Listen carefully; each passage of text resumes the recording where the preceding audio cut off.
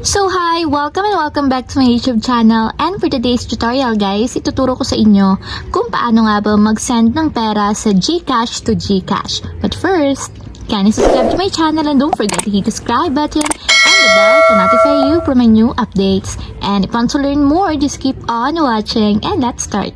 So ayan guys, for today's video, mag-open lang tayo ng ating GCash account para mapakita ko sa inyo kung paano nga ba mag-send ng pera. So ayan, i-open ko lang yung aking GCash. Then pagka-open ng ating GCash account guys, mula dito sa homepage, kung makikita nyo naman, meron akong balance na 5 pesos. So kahit ganyang kaliit na amount guys, pwede nating isend basta GCash to GCash.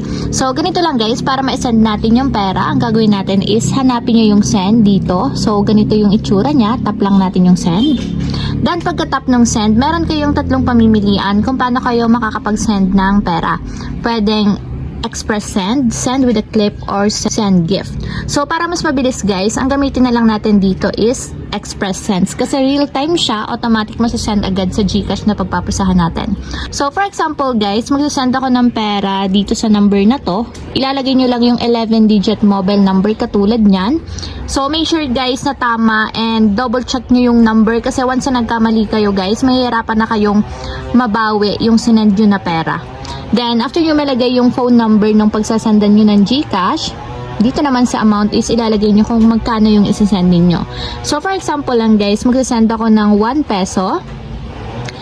So ayan, pagkalagay ng phone number and amount, tap na natin yung send.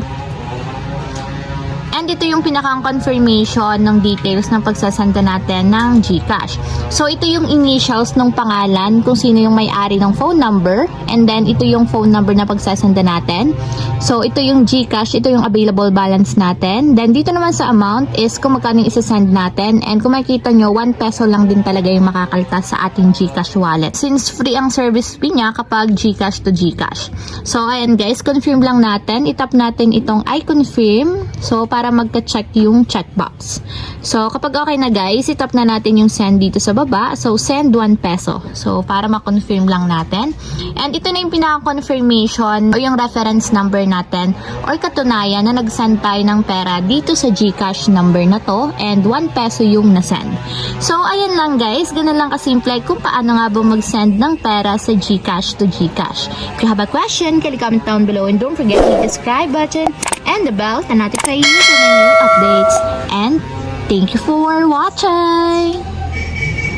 Living life, every day, late at night, not okay.